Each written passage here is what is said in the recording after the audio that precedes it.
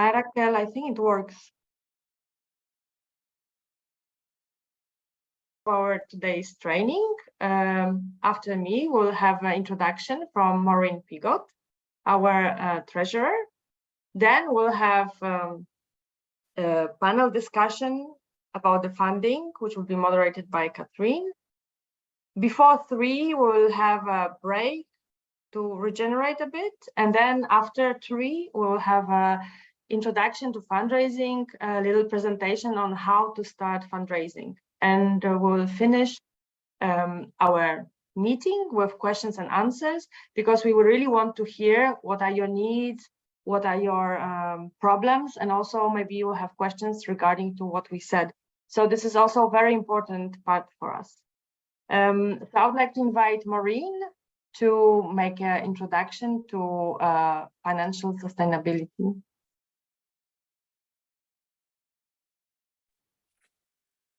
Thank you, Magdalena. And hello, everybody. Welcome to this session. You can believe, I'm sure, that as treasurer of EDF, financial sustainability is something that I'm very interested in. It's an important subject for EDF itself, and it's very important for our members. Organizations can't work without funding, and they can't work without the confidence that they will exist and be able to continue to function in the years ahead. So we need to be able to secure resources so that we can work confidently to uphold the rights of people with disabilities throughout Europe. But what does financial sustainability actually mean? I would argue that it means different things to different people and to organizations at different stages in their development. And the question for you individually is, and for your organizations, is what does it mean for you and for your organization? Generally, I think for all of us, it means sufficient resources to be able to deliver your objectives year after year. So it's about security, it's about the long term, it's about effectiveness, it's about continuity, all very important things. But it might mean different actions and a different scale of ambition for one organization than for another. There isn't a blueprint that says this is how you do it. So where do you start? Now, I don't know if in your country you have the same joke as we have here in Ireland, when you say, how would you get to Ballymascay, a little village about 70 miles away? And the answer is not, you wouldn't. If I were going to Ballymascay, I wouldn't start from here. But the reality is we are all starting from where we are. In the course of my working life, I have worked with organizations and for organizations where we worked from a kitchen table or from our car boot through to working for a large organization with an annual income of over £200 million a year. So sustainability requires different actions depending on where you sit and what the challenge is. But whether it's the kitchen table or whether it's multi-million, what it means is access to the resources, to human resources, to have the people that you need to carry out the work that has to be done.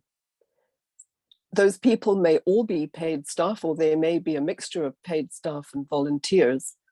But in either case, it takes financial resources to keep those people working.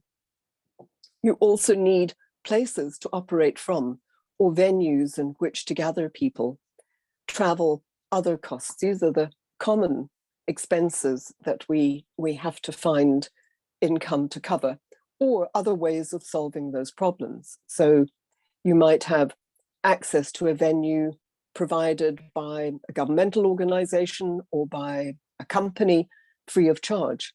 You might get access to skills in the same way. But one way or another, you need to have the resources to do what you're there to do year after year. So the starting point is, what is it you're wanting to do? Because we don't just need an arbitrary amount of money. It's money in order to do something. So what are your key objectives? What is it that you want to achieve longer term? What's your mission? Can you state that very clearly? Have you got a very compelling way of describing that in ordinary speak, so that people on the street outside would want to put their hands in their pockets to give you money? Are you very clear about what you want to achieve, and also the actions that it would take to make that happen? And then what does it cost to carry out those actions? What are the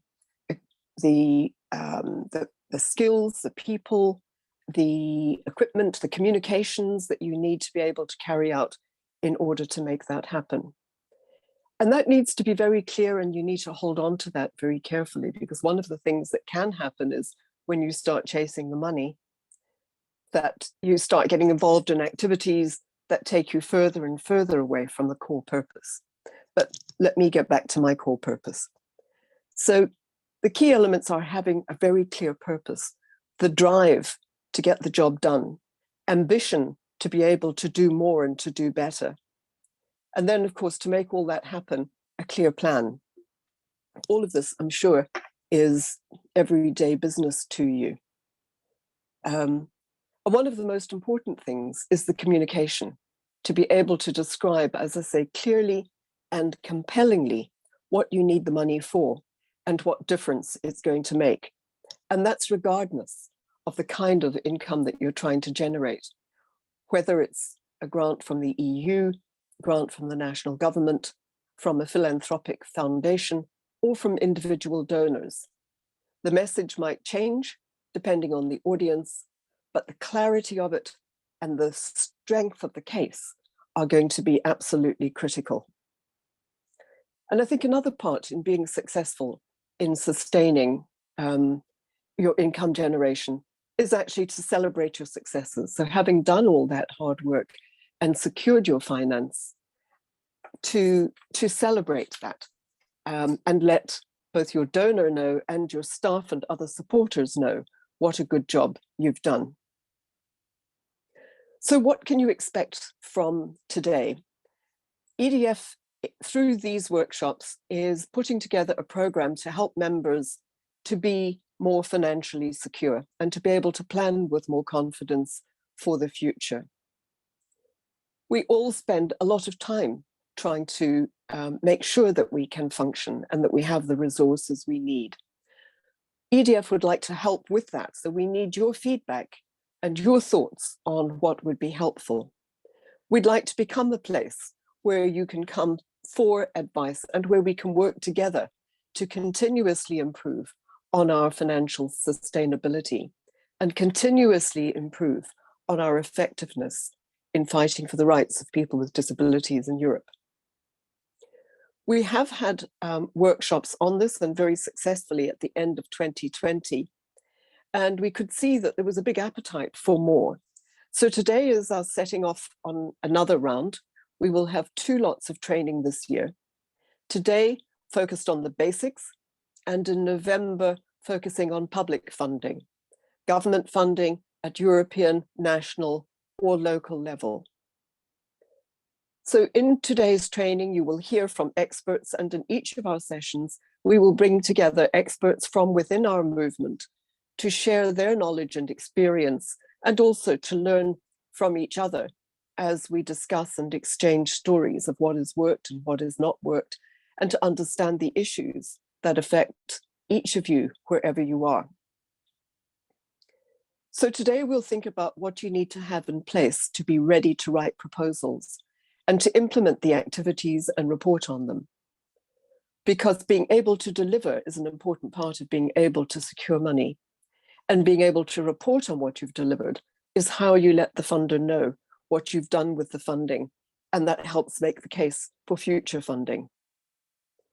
Sometimes it's very onerous, both applying for funding and also looking after it and reporting on it after you've done the work. But that's what's involved, and we need to understand exactly what the calls are of a particular source or a particular donor, so that we know when we start off that we're going to be able to meet our obligations and to carry it out. So today we have a very experienced panel who are going to address some of the questions and are looking forward to hearing what your experiences are.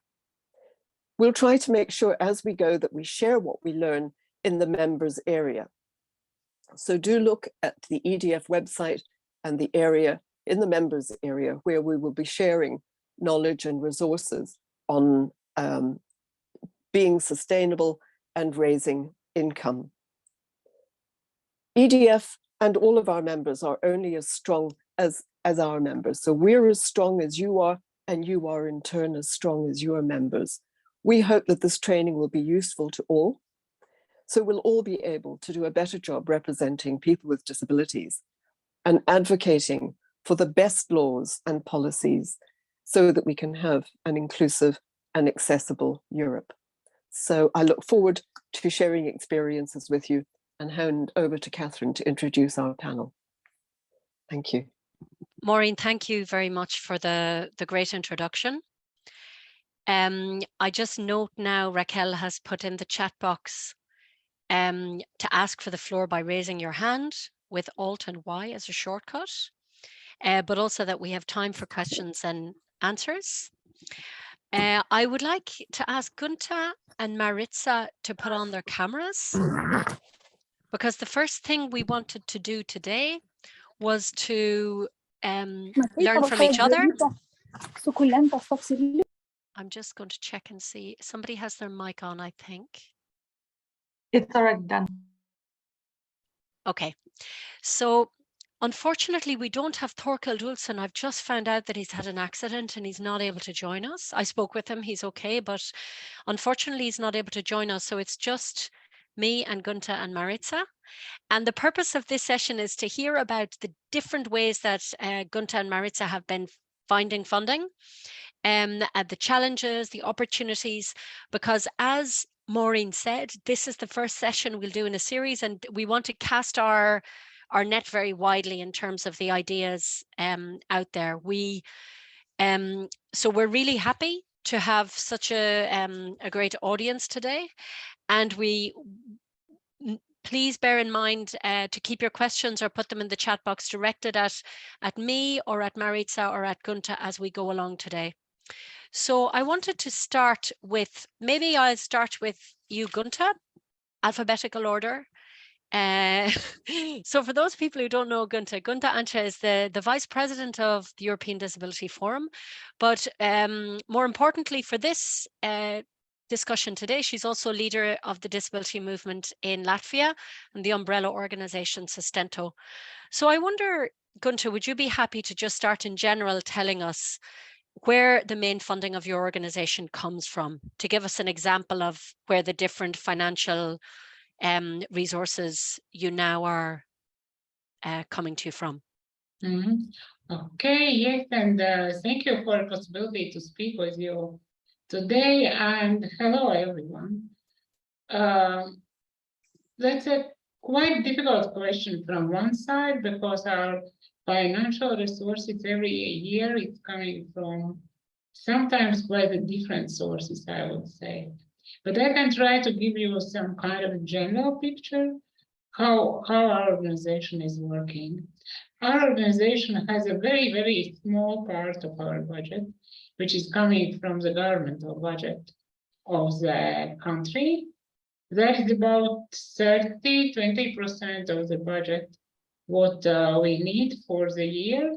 And that's it in general to pay a small salary to few people in our organization, and also to provide publication of newspaper of the organization and some few other activities. But maybe before I start, I need to say a few words about our organization, because it's difficult to understand what I'm talking about.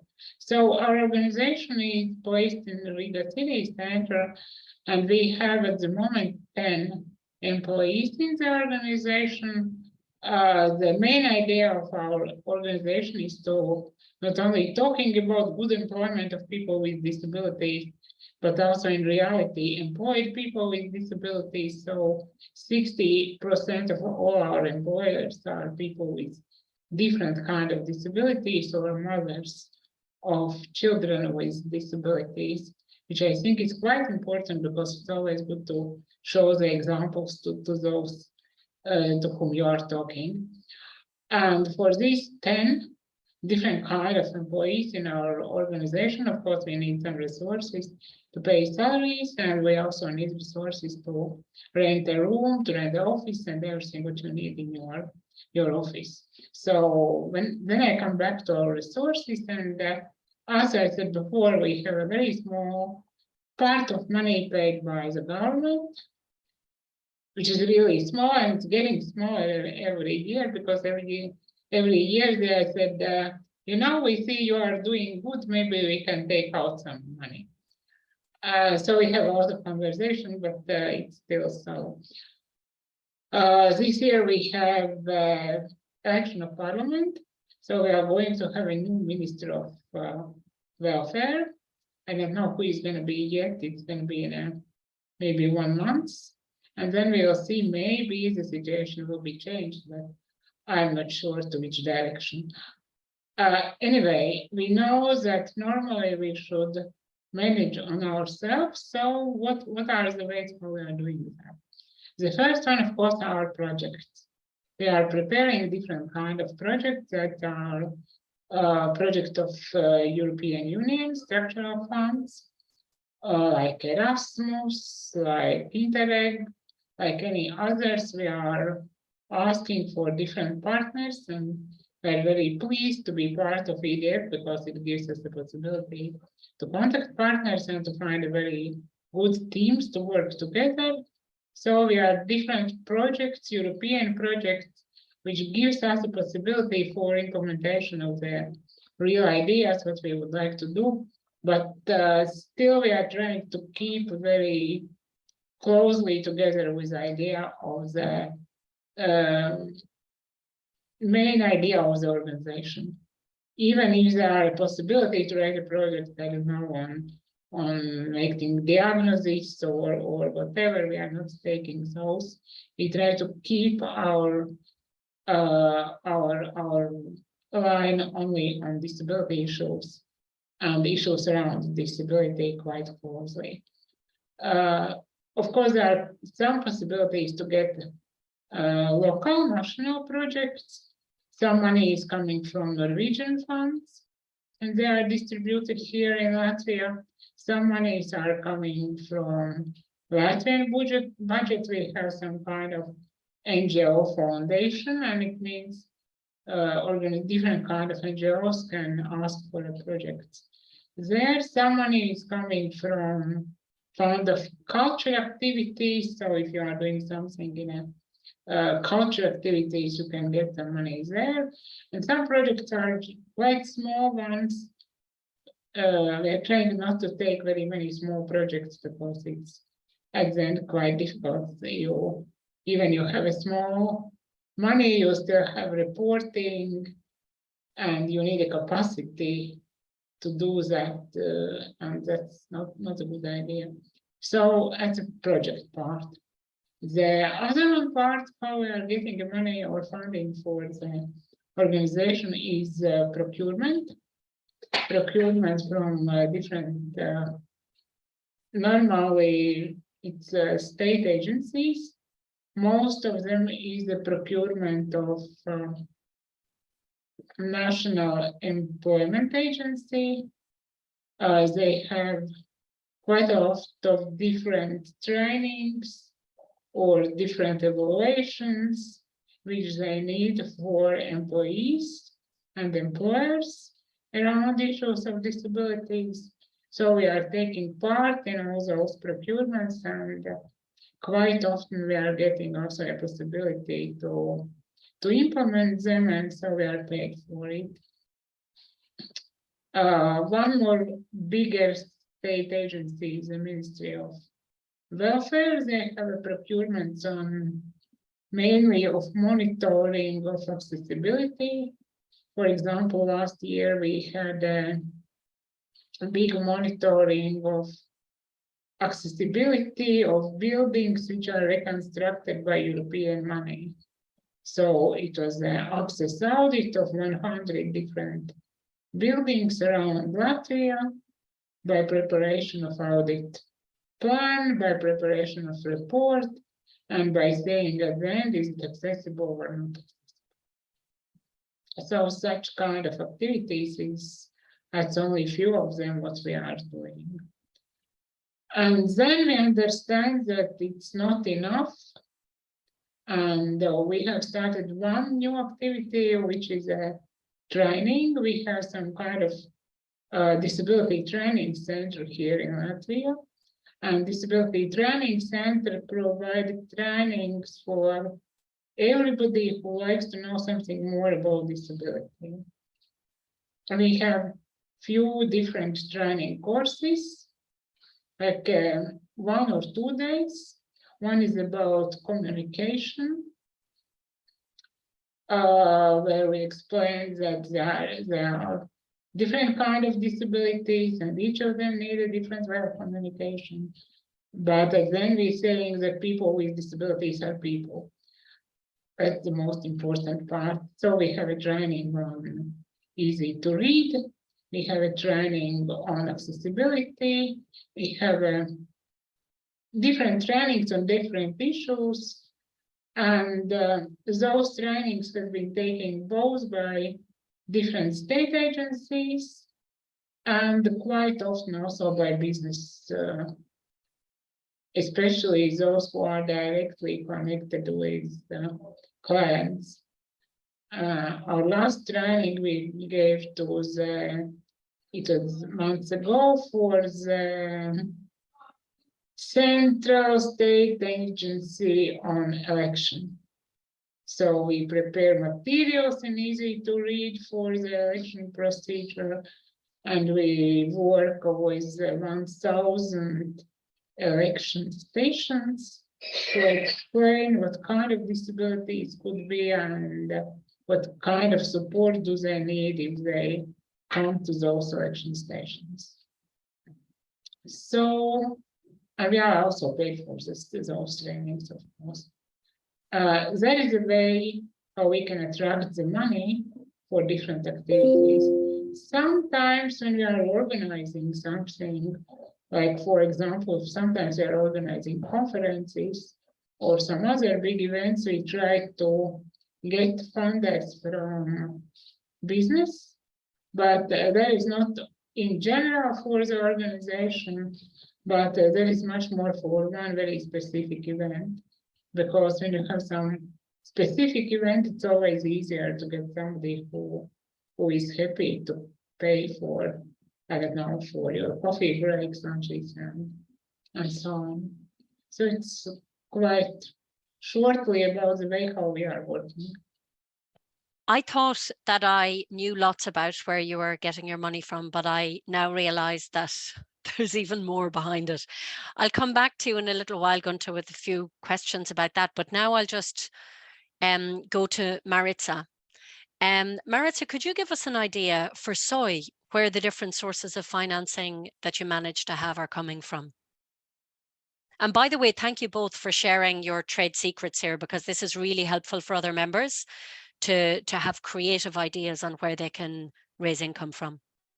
Catherine, thank you very much. I'm very happy to talk today about this very interesting topic, because we in Croatia, as you know, try to push EDF twice, once in 2014 in Zagreb, and later a few years ago, to put this on agenda, because we keep that it is very, very important and that this is the right place. And in this moment, I can say right way to exchange our experience and to push each other in probably better way. In Croatia, the situation is a little bit different than Gunta explained, because we got more money from the government. It is about, let me say, 70%. it is through National Foundation for Civil Society Development. That's our big funder, and it is 35% of SOIC money we got from them. And other money we got, that's also on project base, but I will explain later how does it function. And also we make projects from on the competition of Minister of Labor and Social Care and Pension System and other ministries, depending of competition, which kind it is, and if it is according our strategic plan and our general plan. Also, we earn some money from the city of Zagreb. It is not big amount. Also, we did have in Zagreb very popular tourist board, and we cooperate with them for many years in different fields. And as Gunta says, we also use European social fund money on different projects. And I can say this money we use more for services than for advocacy work. We are not so happy with that. And also very active in our country is Active Citizen Fund, Iceland, Liechtenstein, and Norway, and we go to that fund. Erasmus is very popular last years, especially for SOIC Young Forum, because we go to competition to improve some situation and to motivate them to become the part of SOIC. And as you know, we earn money from corporative sector, and it is especially when we are organizing our symposium, the biggest event in Croatia. We did have our AGA during 2040 as a part of that.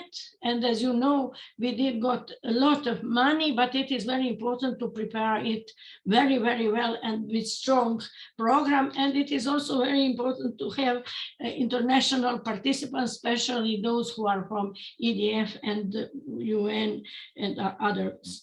Also, we make some crowdfunding campaigns. So that means it is not big amount, it is small amount, but it is big visibility. So for some person or for some event which is important. And you know, the situation in Croatia and so with membership fee is very poor because it is so small amount that we couldn't pay for 1 month our costs for office. So our organizations are not happy to pay more, and it is on such level. And also we have the partnership on different projects, or European or Croatian or regional, and so that's the way how we got some money. And I'm very happy to say that we did have some individual donors, so they give some money to help us, and some corporate, for example, before 10 years when we fall down, they help us with big amount, one bank, to help all our association to survive. So sometimes it is very different.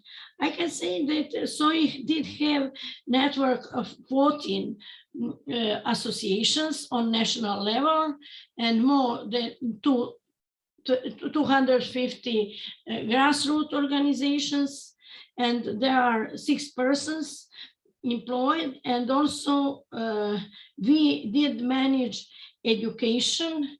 It is education in the line with CRPD, and also the trainings. Special in this moment, I can say that we are managing the training of personal assistants assistants and user of personal assistants, and also leaders of the project, because it is now in Croatia on project level, but we are preparing the law on personal assistant, and it will be bring next year. And now we are preparing how to certificate it and how to manage the this level of education better. So I can say we are in some kind, but I will say how we are not happy that the state is in these 2 periods of 4 years stable with government, and it is easier with us to negotiate, to advocacy, because after the war we did have changes in the government 1 or 3 years, and every new government they come, they make new rules and keep us, we need to start from the beginning. So it's the system, how do we function. Thank you so much, Marica. Indeed, your mix of sources is different to Gunta, but there's some common things. You both have a lot of different sources, a big mixture. And you mentioned as well a little bit this political dimension with changes of government. Gunta also said this is impacting the public side of the funding. I'm going to mention some of the things that I think are different in DPOD that I know of, but I'm really not an expert. But just that would add, if I was to ask Thorkild the question, they definitely have significant public funding from the Danish government. They also administer the overseas development money that DPOD manage, funding the disability movement overseas. They also have national lottery funding, which is the same in a number of countries in Europe. It's maybe one for a future training in the next year or sometime after, lottery funding. And they also administer the Danish parking card. So that's another, but I'm not going to speak on behalf of DPOD, but these are just some other reasons why I invited DPOD to join, because their funding sources are different. So I'll come back to you, Gunta, for one thing that fascinated me that you mentioned is the procurement that you apply for.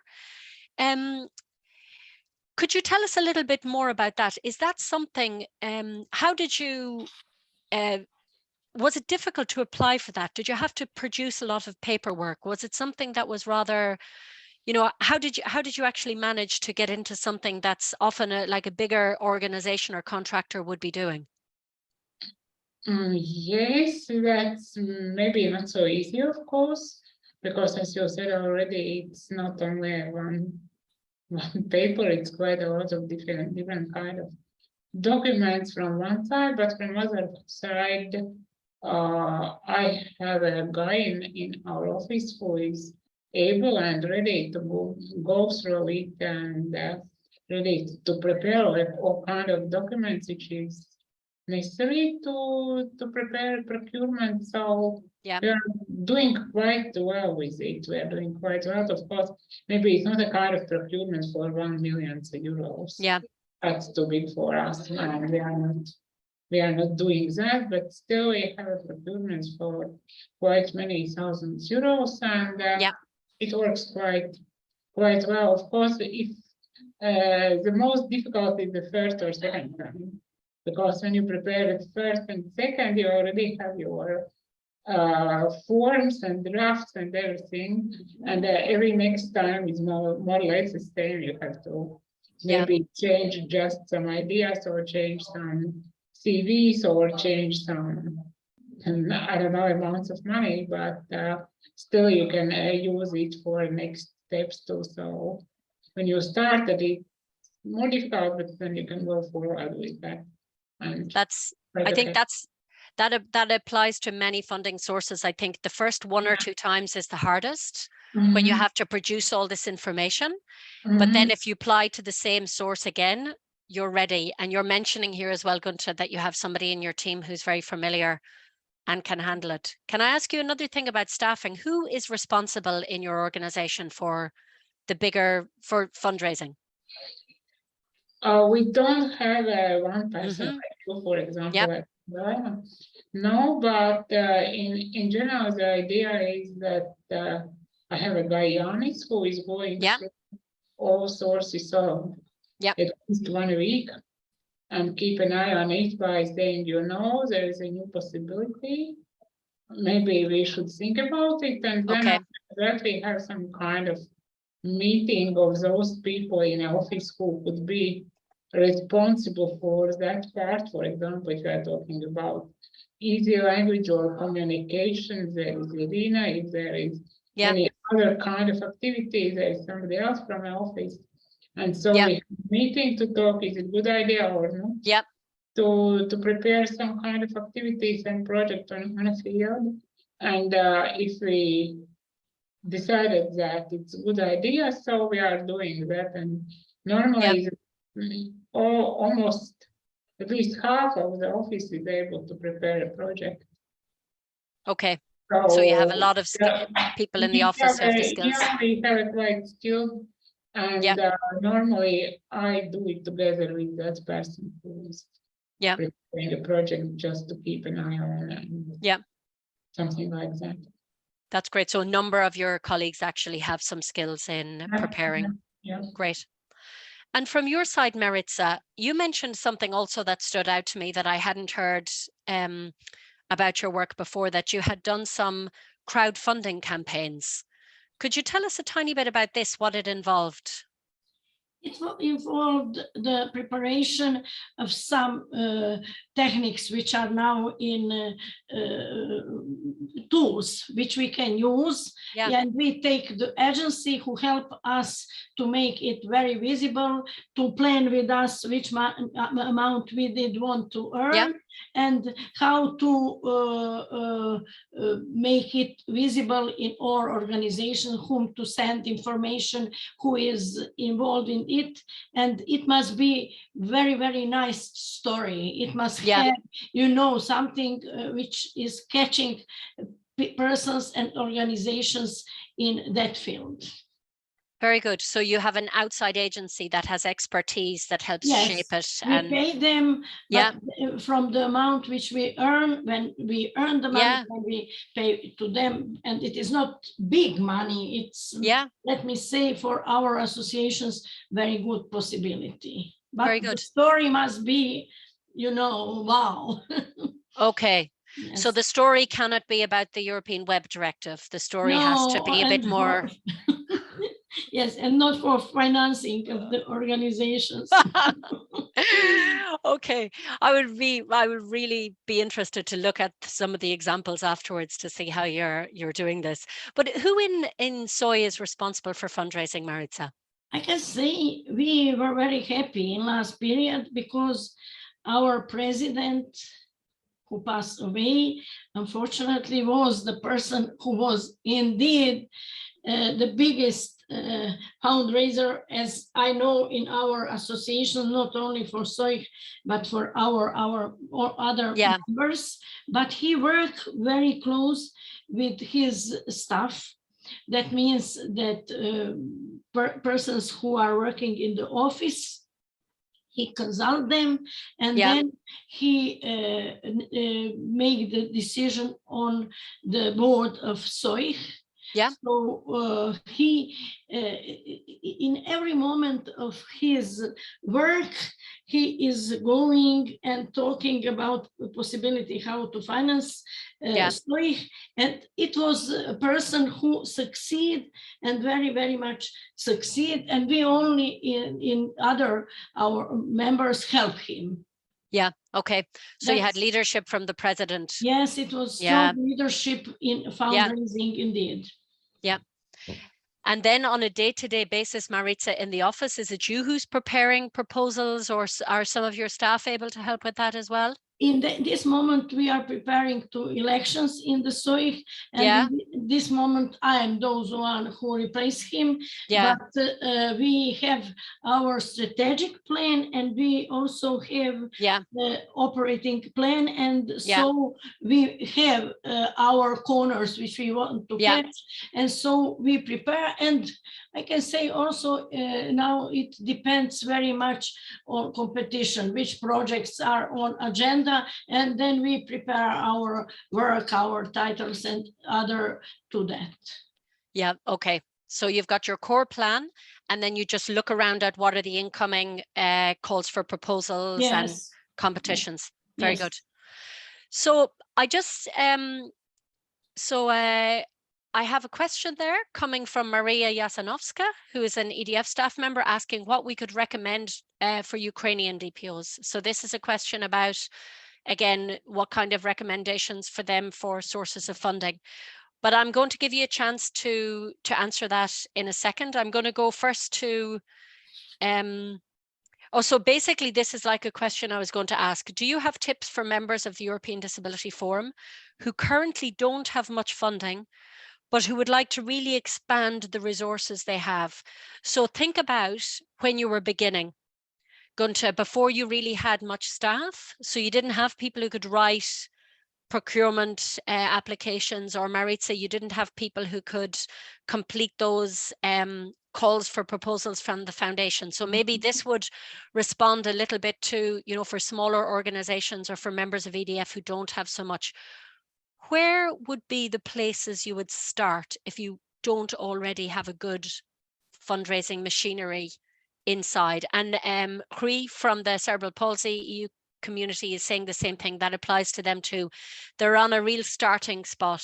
They don't have somebody internally who's able to prepare those things or implement immediately.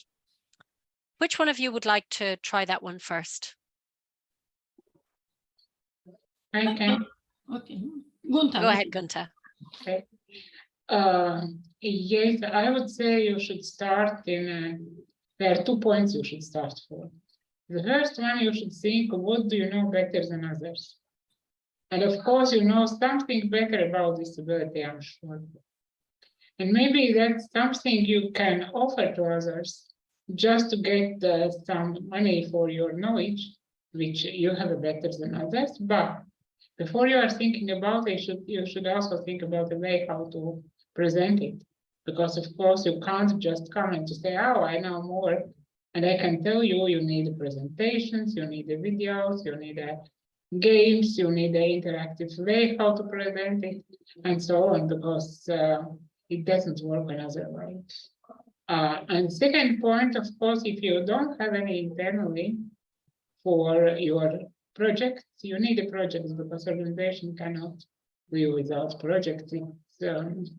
Even if you have a very good business, it's not enough. And you need to think about people around you outside the organization you can attract, not for a work in your organization, but to work in one project of your organization. So somebody you can attract to prepare a project for you and to help you in the implementation and in the reporting. But what is very important also to remember that that person could come and go away. So it's important to keep some knowledge out of that project. Some knowledge not only about the issue about project, but exactly about issues of how to write a project, how to implement a project, how to report on a project. All those knowledges you should try to keep on your organization from those persons who are coming and going, just to be able after that, maybe to get somebody who internally can start to work in your organization and doing that job after that. So you need some small steps to develop the financial situation of the organization. Because when Sustento started, we get our first project, and it was about, I would say, 3,000 euros for a year. And we were so happy about it. And I think that we are so rich, and we are almost the biggest organization in Latvia at the moment. So it was a really small money from this, my point of view. It's, I don't know, maybe 1/5 of our months now, but still, it is a small steps you should make to grow up and to get a real possibility to do things. So that was 3,000, and you said that's 1/5 of 1 month Yeah, for you now. So that means now your annual budget is around 200. 200,000. Okay. Yeah. So your tips are find out what your unique value is, like what you know better than other people, what's your mandate, have a strong sense of what you want to do and can do, and then to have partner external people who can help you write a proposal, but keep some of the knowledge for yourself as well. Don't just let them come and go Don't away. take that authority. Yeah. Yeah. And this third bit you said really was start small. Yeah, don't Yeah. think that everybody should start by 20,000. No, start Yeah. small and you can go up. Yeah. And build up, I suppose, your relationship and your track record with those donors Of course. and your of course. confidence. Yeah. Okay. So that's, and Marica, do you have ideas for small Yes. organizations that are starting small? Yes, I have, but we start for 50 years ago, our starting was something different. But in this moment, I think that all this Gunta mentioned is very, very important.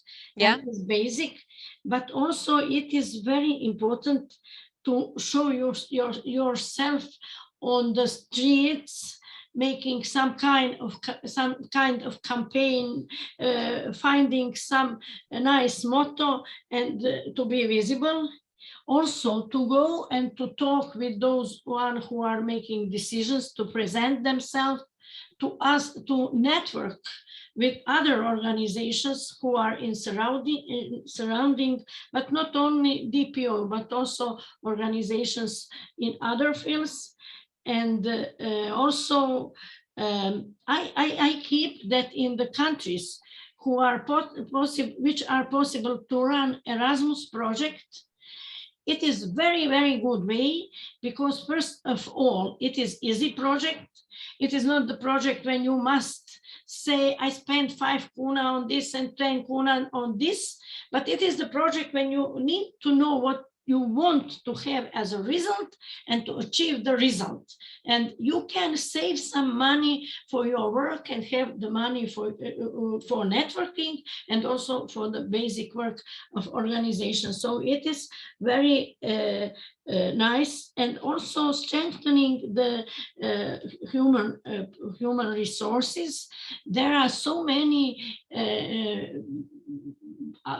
without paying digital educations, and so to help them to raise, to be stronger, and then knowledge will be that which will help them to be bigger and to earn the money.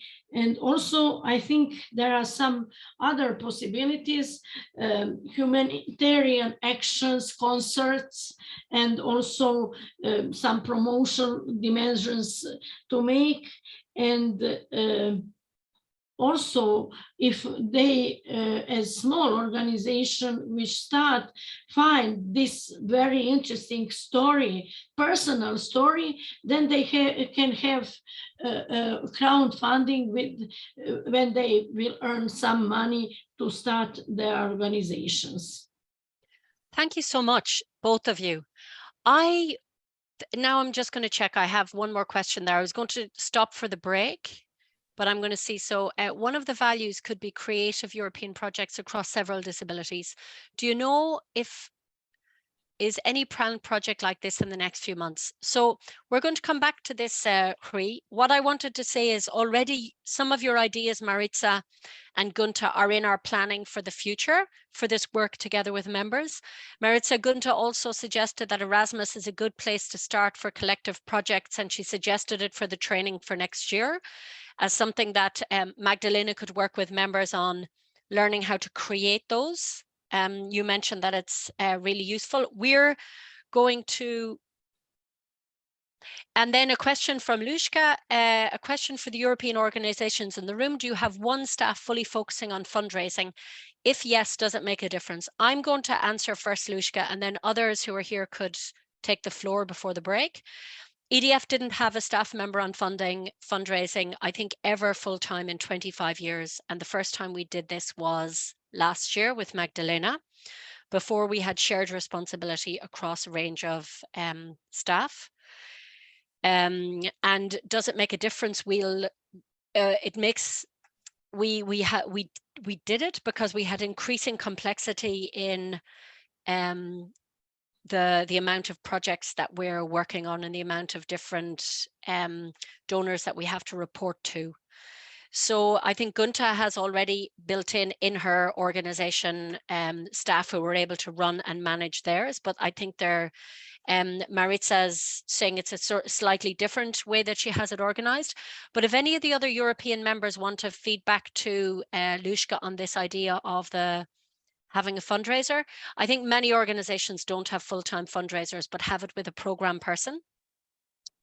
Maureen, did you want to respond on that? Well, I can just say for Inclusion Europe that Inclusion Europe does not have a dedicated fundraising person. A little bit as others have described, the whole team takes it on, led by the director, and with whatever help and input from the board members. Yeah, the finance person making the budget, the staff giving input to proposals. Yeah. But I think that the more complex your setup becomes, the more important it is to make sure that we can manage everything very well. And certainly I would say in our case, it was an essential development with the kind of size that we are now. Definitely. So we're going to break now. So we're going to have 10 minutes of break for all of us, for interpreters. I really want to thank Marica and Gunta. You came up with a fabulous array of different ways of developing income, and also things that I think are simple ways for people to start. For everyone's information, I don't know, Raquel will play some music or something while we take the break. And afterwards, Magdalena will take you through simple way to start a project idea, a little bit like what Marica and Gunta were talking about as a starting point. What is your idea and how do you want to bring that to a potential funder? So I give everyone a break now for 10 minutes. So we're back at like 3:05. Thank you. 3 Brussels time. So in this part of our training, I would like to share with you the tips, the main points of how to start fundraising. And I will share my screen to show the presentation, which I hope will make it easier to follow. So, okay. So just to repeat, my name is Magdalena Verseckas, and I'm a funding and grants officer at EDF. And as we know, all organizations need funding. The organizations which don't have funding at all, or almost at all, or which have only volunteers, but also organizations which have proper funding, but they want to do new things. And so no matter in which place your organization is, before starting applying for funding or starting fundraising process, it's very important to ask yourself some questions to check what is the current financial situation of the organization, to think and talk with your colleagues, with your managers, with the director, with your members, depending the type of organization, what you want to do and how, and then what exactly you need funding for, how much do you need, and then the last question would be where you can apply for funding. So how we start at the beginning, we have to have a look at the current situation of the organization. What is our accountant's balance? Do we have debt, or do we have some savings, some reserves? This is very important because this will indicate the way we will be fundraising. If we will go for small amounts, big amounts, if we need operating grant, or maybe we have already operating grant and we need already and we need just for projects. So this is very important.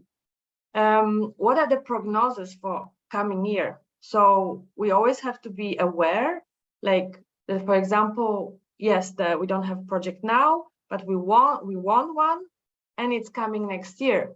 So, for example, maybe we shouldn't apply anymore this year for projects because we will not have capacity to implement them.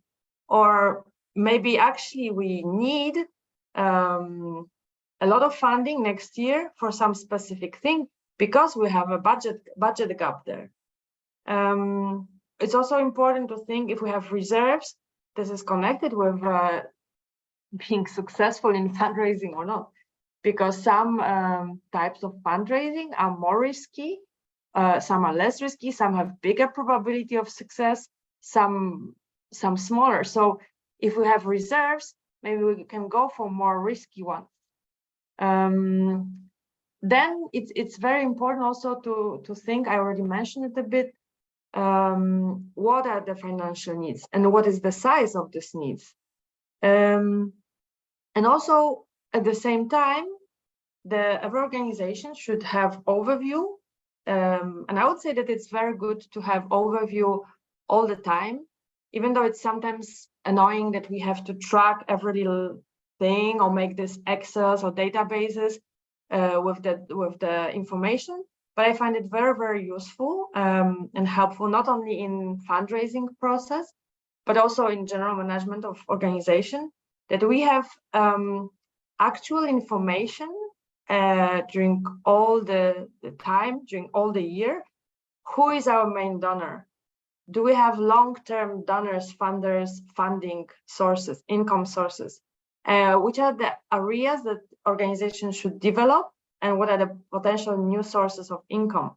So we have to know, for example, if you have a foundation or corporate partner, which is like our very important donor, we will treat him differently than a one-time donor. So then we have to dedicate a lot of effort, a lot of work, attention to this donor, that he stays with us, that he becomes a long-term donor, that we even maybe increase the amount we receive from this organization, company. And so this is very, very important to have all this information, because it will influence the way we will fundraise, and also the way we will plan our fundraising work.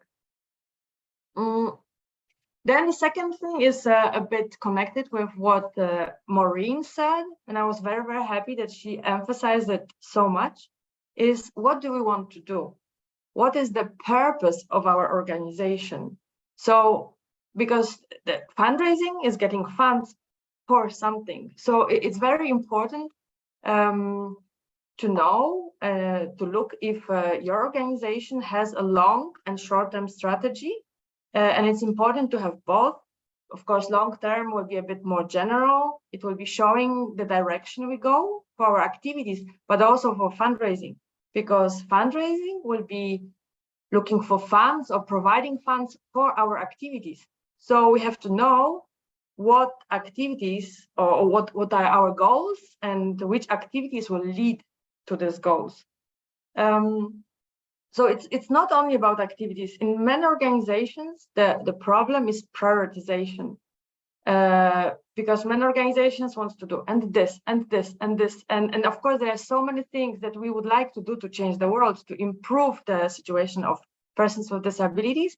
However, it's very, very, very, it's like, I would say even it's crucial to prioritize, and it's important to have priorities for, like, in this long-term strategy, but also for the short time. So what are our priorities for coming year or coming 2 years, what we want to do? And for example, in EDF, it's often connected with the legislation process of European Commission, because since we are working in this area, often our priorities are changing according to the agenda of European Commission's work. I guess the same will be on national level in your organizations, but it can be also specific priorities for the organizations, because, like, for example, Gunta said they work mostly on employment. So in their case, employment will be bigger priority than, I don't know, than, for example, sport activity. But for another organization, it will be different. So this is also very important to have this conscious understanding and to pay attention to what are our priorities, because this direction we will, with the direction of the priority, will make our work on funders, on the different types of funding implemented. And a practical tip here is that we realize that many organizations, many members also, but general organizations don't have a work plan. And this is very important to have this strategy, but also work plan for coming year. Then after we know which direction we want to go, we need to know also what exactly we want to do, which means, yes, our priority is employment, but what do we want to do? What do we want to do in this employment? Who is our target group?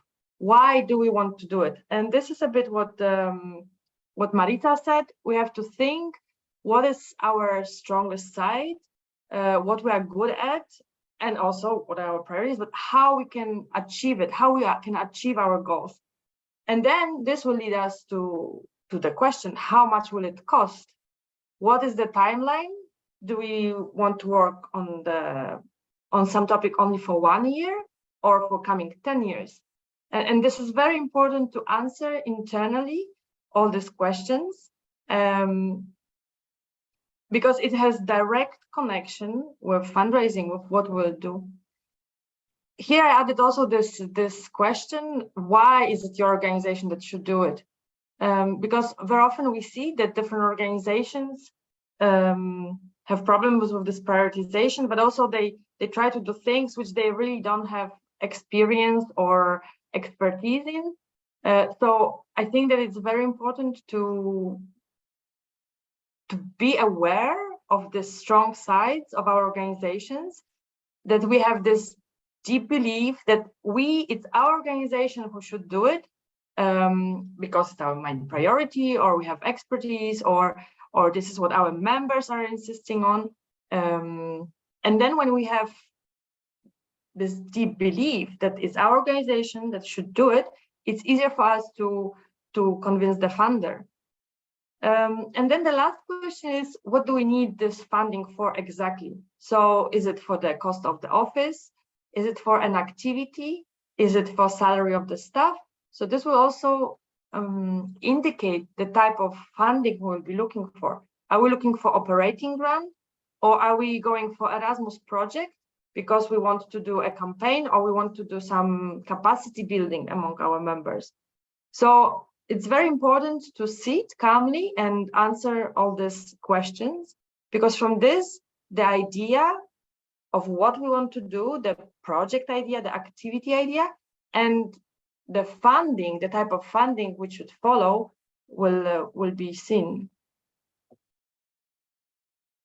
And then when we know all these answers, when we have a clear, or almost clear, at least discussed vision of our goal, how we want to get to this goal, how much money, how much funds we need for this, we can check different types of funders.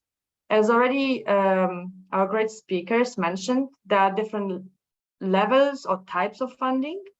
We have European funds, which are very, very different depending what we want to do. They can cover research like Horizon. They can cover educational activities like Erasmus, or they can cover like European Social Fund, social activities, and etc. So depending what we want to do, there are different type of funds. Also, they are different. They're differentiating between themselves from on difficulty of application. There are some types of European funding which are very easy to apply for, especially that now for example, the template for applications for many of them got unified. So there is one type of application form. So if we submitted it once, then we can copy paste most of technical information.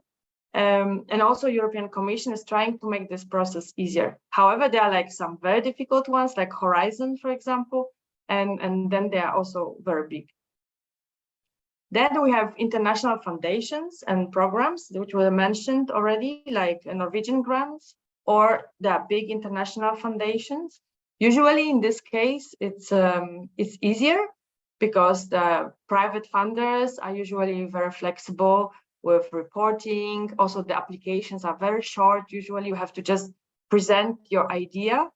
So I would say it's a bit easier funding from this side. However, it's a very big competition.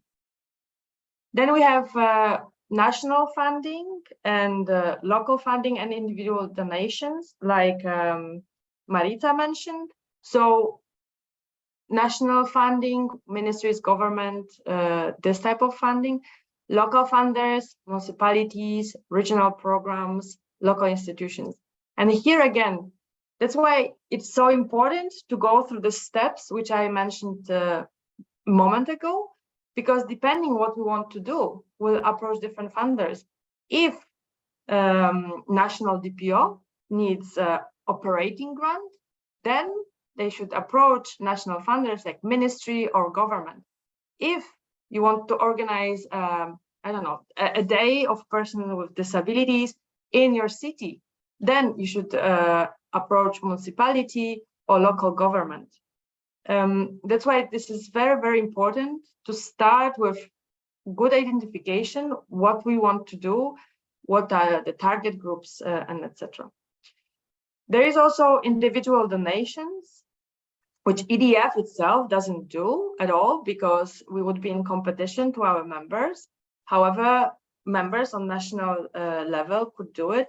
And you have many different types of individual donations. You have crowdfunding, you have digital fundraising, charity events, tax deductions, and etc. And in this case, you need, like Marica mentioned, a very good story, very good visuals, because you reach out to individual people. What I wanted to also emphasize, which was already mentioned by Gunta today, is that DPOs, they don't have to apply only for disability type of funding, because as we know, disability is such a cross-cutting topic. Disability is everywhere. So you could easily try to look for funding through different topics, through different thematics, like technology, science, IT, human rights, education, education of adults or children education, culture, civil society, or women rights. And this is very important because it's not only that it can it's connecting, let's say, disability with other sectors, and it's a lot about networking, what Marica also mentioned. But it's not also about awareness raising, because then disability organizations are working with organizations which are working in another areas, but also it helps to support very specific work we do. Like, for example, now at EDF, we work a lot on women's rights. So we are, of course, of women's rights in general, but at EDF, we are working on violence against women with disabilities. So we are trying to apply for funding to different women foundations, women organizations, and also work with women rights organizations. So this cross-cutting is also a very important part of fundraising. How to start? So when I thought a lot about small organizations, when they start fundraising, of course, we start with these questions that I mentioned before. And what to do then? You have to, since I assume that you don't know anything and you have no financial resources, or maybe very little, you have to start with a database, a list of potential funders or sources of funding. So what I do, or what I was doing when I was working for small organizations, I just have an Excel table. And in this Excel table, you make a database. So for example, one tab with list of all the potential organizations or funders that you could apply to. And another tab, you can make like, put deadlines to not to miss them, because often with different funders, we have to check the deadlines when there are applications and etc. And this database, like Gunta said, I think it's very important also to keep it is in memory of organization. So if you have a person doing it, that it's shared with other colleagues also, so it doesn't disappear in case the person is leaving. And this database will be growing and growing. I think it's also good to add to this database, like something what people have in sales. So like another tab or place where we will be monitoring the relations with funders. So for example, if in a bank, which helped Marica, for example, there was working Mr. X, and it's thanks to him that we got the funding, then it should be there that in bank X, there's working Mr. Y, and we have very good relation with him. So if we need to approach this bank again, we should contact this person. And then since we all know that the people are changing in the organizations, this knowledge is remained in memory of our organization. Then the second thing is a bit based on what I started with my presentation. So we should have a list of project and activities ideas. Why? Because it can happen that a funder will come to you. I know it doesn't happen often, like Christmas, but it can happen. Or you monitor the calls for EU projects, or you monitor different foundations. If you have a list of potential ideas, which have activities, etc., then you know what to pay attention for. Then if you need, for example, for your project, let's say 300,000 euros, I'm like giving big number purposely, because then you will not approach a small foundation, which has the budget of this foundation, so 300,000 euros. If you want to work on violence against women, you will not maybe approach the IT funding. So this is very important to have this database, and it doesn't have, database, a list of projects and activities. What I try to do, for the most important ones, I'm trying to create like already concept notes. So I have one list of 50 at the moment project ideas that EDF is interested.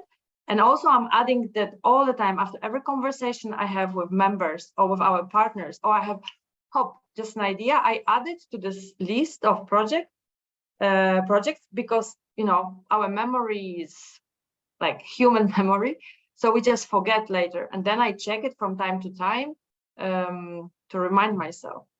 And what is also important then, when we have this list, we can prioritize. So we can discuss internally that, okay, this year we prioritize projects on accessibility, for example, because we cannot approach the funders and look for funding for everything. So this prioritization process is very important, and it's important that it's done. So people who are responsible for fundraising in the organization are doing it with the leaders of the organization. So the fundraising people are informed and they're aware of what are the priorities of the organization for this year and let's say coming years. And as I said already, I make concept notes for the most important project ideas, because it's not only to have this concept note that we can then send it to the funder. Or if we meet someone, a potential funder, you can say, oh, after our conversation, after our call, I will just send you the concept note.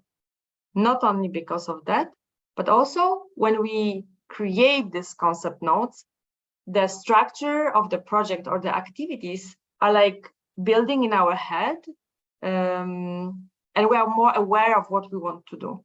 And it's also very important, it's like a trick, a little tip for everyone, that you have to be able to say in one sentence what the project is about or what you want to do in this project.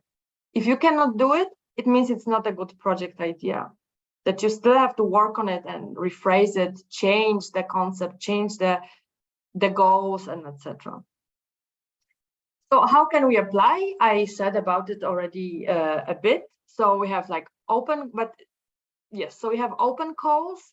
So we can reply only to the open calls, which means that foundations of Europe or European Union, they announce a call on certain topic. You have to meet some special requirements. You submit, you write the application on that topic. Usually you have to build a consortium, and then you have results in a month or a few months. And this is both in foundations, in European Union. Also, I know that sometimes the governments are also doing something like this. So this is one way of applying. And of course, to be successful in this type of fundraising, there has to be a person. So someone has to have time to browse regularly all the open calls. So also, if you create it, like I suggested, this database, then it's easier. And the second approach is, I say sometimes it's much more efficient, is actively approach the funders. So when we have this list of our priorities, of our ideas, we should analyze to which funder we should apply for. So for example, if we now at EDF, we want to work on violence against women with disabilities. So what I did, I tried to analyze all potential funders that we could apply to. So all the ones working on violence, all the ones working on women's rights, and then I approached them. Depending the type of funder, but I think it's with any funder which is not purely institutional, we need to build a relation with the funder. So we have to, for example, sometimes what you can do, you can invite a person working in foundation, company, or organization to speak at your event, and then in some time try to arrange the meeting and then talk about funding. And then if already you have a relation with a funder, then it's very important to maintain it. And how can we do it? Well, we can just how to start with funder we don't know. You can check the email. Usually on the website there is an email, or you can call the funder and ask for the meeting. Yes, so there are many different ways. Also networking events, many different ways. Also, it's important like to make yourself visible on other ways. So for example, to present on conferences or to participate in different events. Or like Marica said, like have a nice visuals with your campaigns. And then often people see you and then they will remember, aha, it was this organization. And maybe they will invite you for cooperation, or maybe we would like to fund some of your activities. Choose the best fitting idea. This already also was emphasized by Marica, saying like, what are we good at? And I really believe it's very important to be aware of our strong sides and what can we do, and of priorities. And when we approach funders, it's very important to adjust the concept note and email to each funder. So we create the tools, we create the concept note, the text of the email, and etc. However, every time we adjust it to whom we write, and we adjust the scope of activities, we adjust the amount, because of course we'll not ask for the same amount a small foundation and a big corporation. And also, it's very important to emphasize why we approach this funder. So in every case, it will be different reason, because they have different priorities. So it's a bit like looking for a job, that we should adjust our motivation letter or CV to the depending the organization we are applying for. And how to find funders? So research. So just you have to start with Googling, starting with searching online the keywords for your project. So, for example, funding for women, funding for violence, or not even funding, but also to identify the main players. Because as we discussed, it's not only that you can apply to foundations or EU, but also to corporations, to organizations, and etc. So it's very good to make this mapping exercise to identify different types of funders. And then, depending on our priorities, which we identified at the very beginning, so we know if we need money fast, if we need a lot of money for activity or operating grant. And then when we have already identified these funders, we can adjust our activities towards different funders. Yes, I think it's also important to keep all this information in this database of ours, because then fundraising is like permanent process. It's like ongoing process 356 days per year. So of course, sometimes we forget different things. We find a little information. It's important to update the database. What is also very useful is you look at websites of organizations similar to yours, and they can be in your country, but also in other countries, and you see where they get funding from. And this is a very useful tip, because it's very probable that the funder, which is funding similar organization, will also be willing to fund your activities. I think what is very important and very, very maybe efficient in fundraising is a bit like ex-president of Marica's organization, that you use your personal network. So anytime you talk with people, anytime you participate in any work events, or even talk with colleagues or friends from other areas, you keep it in mind. You network, you talk with people, and I think it's especially important on local level, but also on national, because then you will work with these people, and it's so much easier to approach than a person and say, oh, we met somewhere, and now I'm organizing this super event, and I need to pay for the, I don't know, 100 people with disabilities to come to this event, but we are missing the money. Would you like to become our sponsor? So I think this is very, very useful to have this personal contacts and personal relations. How to convince the funders, how to be successful. I prepared a few practical tips for you. I hope that they will be useful. So as I already said, build relations, and not only with funders, but also with partners. Because, for example, how we saw it, that with Erasmus projects, when we find good partners, new activities will become so much easier. It's like so much easier to create a new project with partners you know, and that you know that you can rely on, because A, they will have much bigger motivation to help you in work. B, you know that they are good partners, so your project will be stronger. And also you can always approach your partners to ask where you could get funding for your activities and etc. So I would say that in fundraising, building relations with partners, members, funders is very, very important. I think it's also useful to work on applications in advance. So to start working, but this comes, of course, a bit with experience, because you know, for example, now we know that the new Erasmus call, the deadline will be in February or March. So we can already, even though we don't know exactly yet the priorities of the call and etc., but since we know more or less the structure of the application, and we know some priorities, we can already start working on it now, which means that our work will be much better quality, that it will not be like last minute meeting and just writing the application and then submitting it for some mistakes and etc. So I think this is also good, but I also understand that it can be difficult for many organizations who don't have a person allocated to fundraising. And then when the call is there, they only start working on the application at that moment.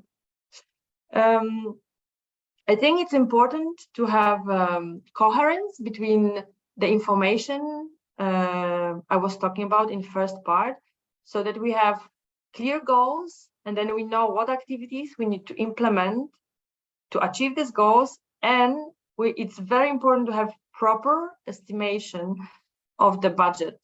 We have to know how much it costs us to implement these activities, and then how from all this get also some money, especially when organizations do projects, how to get money for the organization. So it's strengthening our organizations. Not only that we will do these activities for the projects and nothing will be left for organization. I think it's also quite crucial to be ambitious but realistic, not promise things that we are not able to deliver, and be involved only in projects that we have capacity to implement, not to get in the projects that we will not be able to deliver, because then it can even finish with some sanctions. Not only that we will not be desired partner, but then we can have some penalties. I think it's important also to make applications elegant, short, and precise, to skip all blah, blah, blah. Of course, the language has to be very proper and convincing, but we have to remember that our concept notes, applications, and etc. are read by people like us. So we have to be very clear in what we want to do, how we want to do, and etc. And I think it's important to make sure that it's good formatting, that it's proofread, that there are no spelling mistakes, and that it's attractive visually as well. And maybe the last thing is like, it's very useful to be original, to try to bring innovative solutions to things, also with structure of our activities. Not that we always do the same and the same and the same. And I think this increased the success, the probability of success significantly.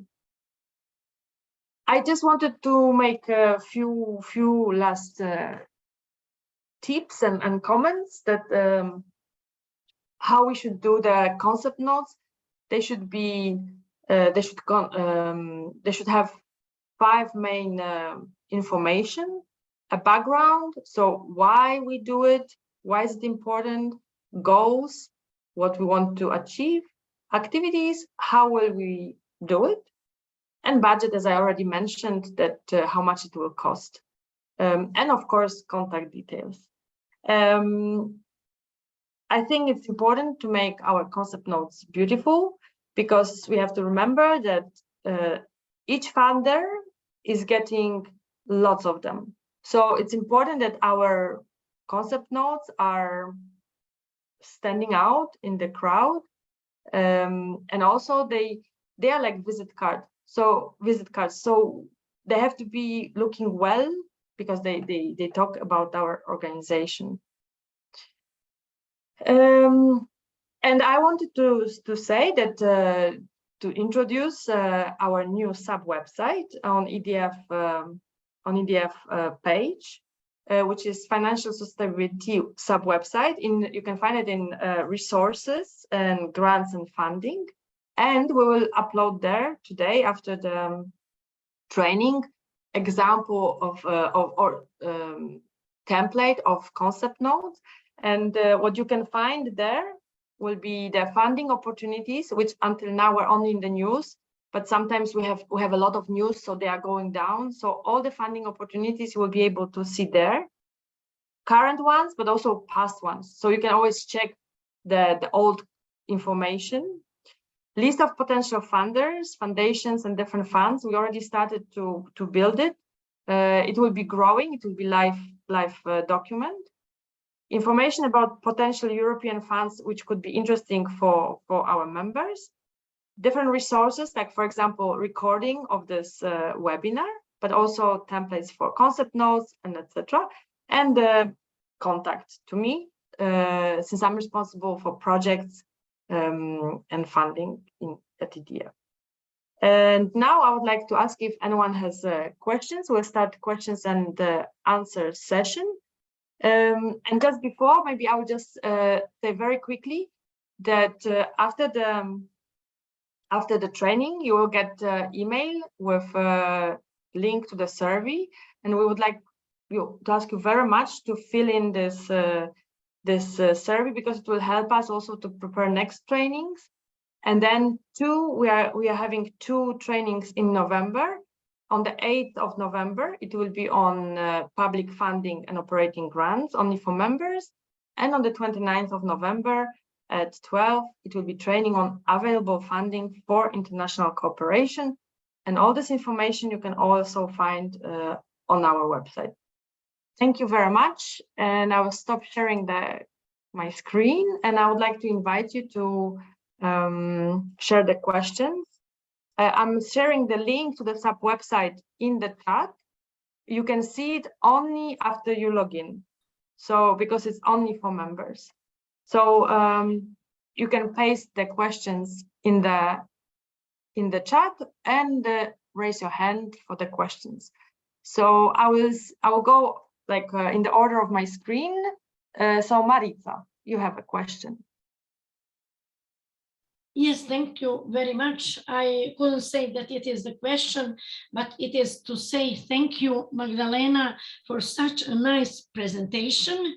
I can call it some kind of toolkit for our work, for our preparation, and to say the worst way is, as you mentioned, when we think about the proposal, when we see call for proposal, so you give us nice tools how to do, how to check, and how to be more efficient. Thank you very much, Magdalena. It's indeed very nice. Thank you, Marica. Ljuska, sorry. Yes. Hi, Magdalena. Hi, everybody. Thanks for this nice presentation. Very helpful. I was wondering whether you could share some tips on how to approach and work with corporate, because it's a sort of a bit of a different animal, and we're not doing too bad, but still, you know, when you want to approach a company, whom from the company you have to approach, how, phone, email, LinkedIn, social media, and then how to, you know, the concept note for them needs somehow to be a little bit different, because for them it's more about the story, it's more about, you know, the people. So I don't know if you're able to share any tips here, or whether it can be a specific topic for one of the future trainings, because I think it's somehow an untapped resource for many of us. Thanks. Thank you. I think it's first, it's very important to build a relation.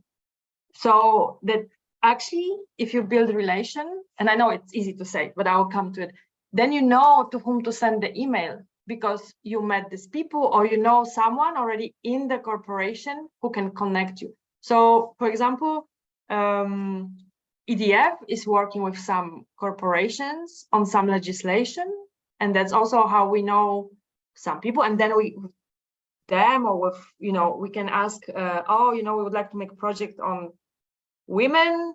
Do you have someone that we could contact? That's one thing. Second thing, I think, is you can always try to approach the departments, for example, in our case, responsible for disability, accessibility, and etc.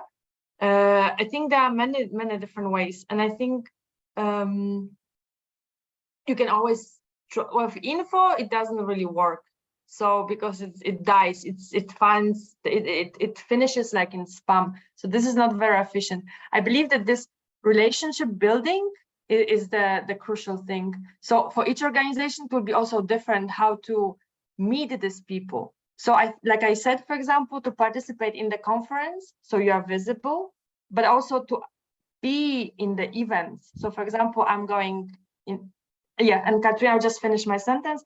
For example, I'm going next in November to Web Summit to try to make new contacts, like for example, with IT sector, because it's very important regarding the accessibility.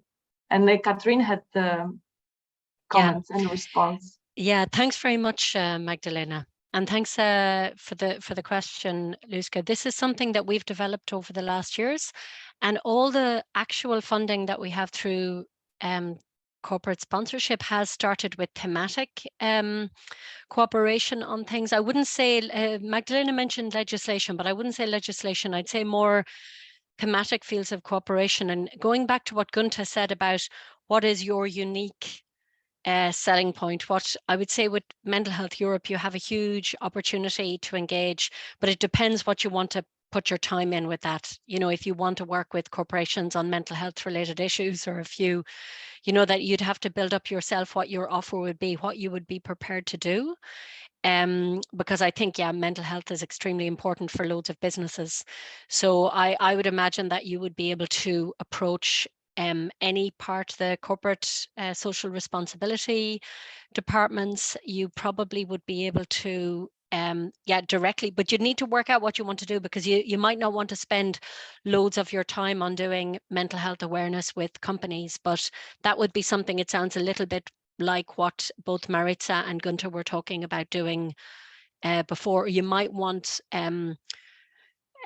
corporations to sponsor work you're already doing, in which case as well you'll have to, you know, package it like it's something that they would find interesting. But I think because it's such an important public health issue, an issue for all businesses, that I could imagine you could come up with a really good case and offer for developing corporate sponsorship more. Before we've tried to link it to our campaign,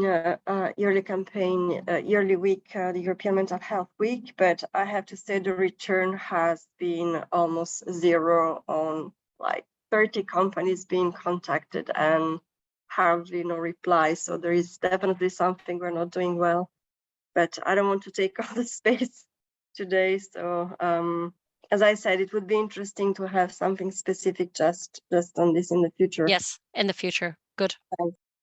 Well, I just wanted to add that maybe. I want to add something. I'm sorry, Marica. Okay, I want to add something also. It is very important that many companies want to be responsible, socially responsible, and there are now from companies also open calls for the projects, and you need to follow up their websites. Especially, it is important to invite them on your events and catch in this field, this pharmaceutical industry. They are very sensible, especially when new medicament is in case. So try to be very close to them. You will earn about 1, 3, 2, 4, 5,000 euros. That's our way, how we do with them. We send them letter and what we need, and they give the money for some events, and it is very nice. We have also one question from Rui. Do you want me to read it, or will you ask it yourself? Hello. Hello. Thank you for your excellent presentation. If you want to read it, I think it's better because everyone can understand, I think. Okay, thank you. So the question was, do you have an experience of the impact of a crisis in capacity to collect fundings from sponsors? I think it depends the type of funding, because on one hand, because of crisis, there were some special sources of funding like started. On the other hand, some funders have difficulties with funding. So I think it's both way, and also depending the areas. Like for example, in mental health, there were so many projects, and I saw so much funding was, for example, for mental health because of COVID. So this topic was more popular, but other topics got less funding. So I think it depends. Okay, thank you. Thank you. Are there any more questions or remarks?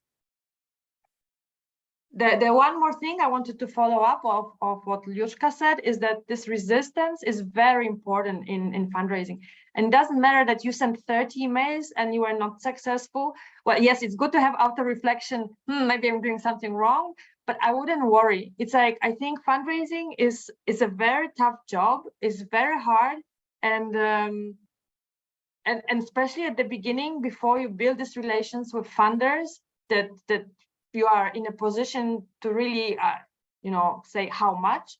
It's you need this resistance, and I think this is very important, not to give up, to try to improve, but also not to give up. And you send 50, you send 100, and you just like, yeah, don't give up simply. So thank you.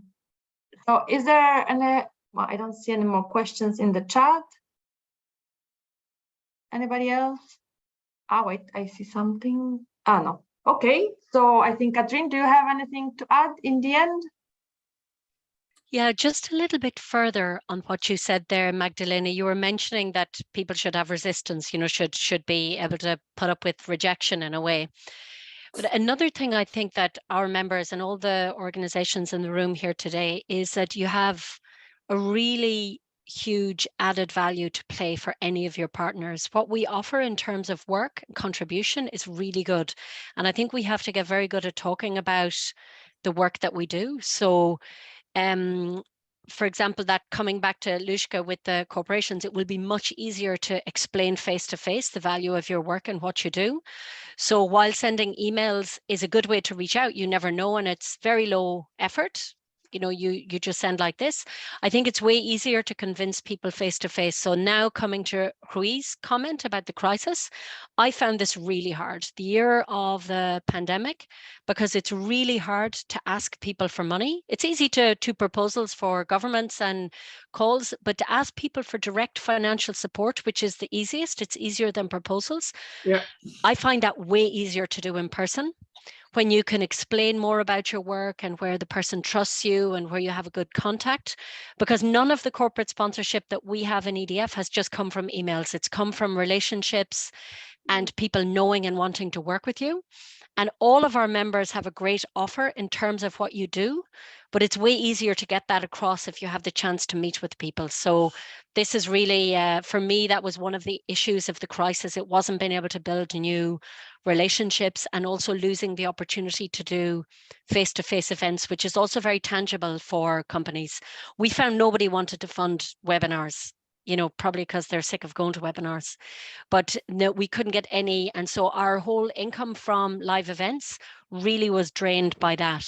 But also for me, what was drained was the contact that we lost with new funders.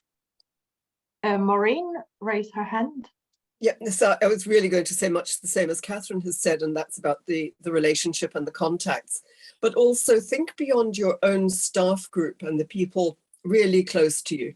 If you open your address book and you think about who you know, and the people you know open their address books and think about who they know.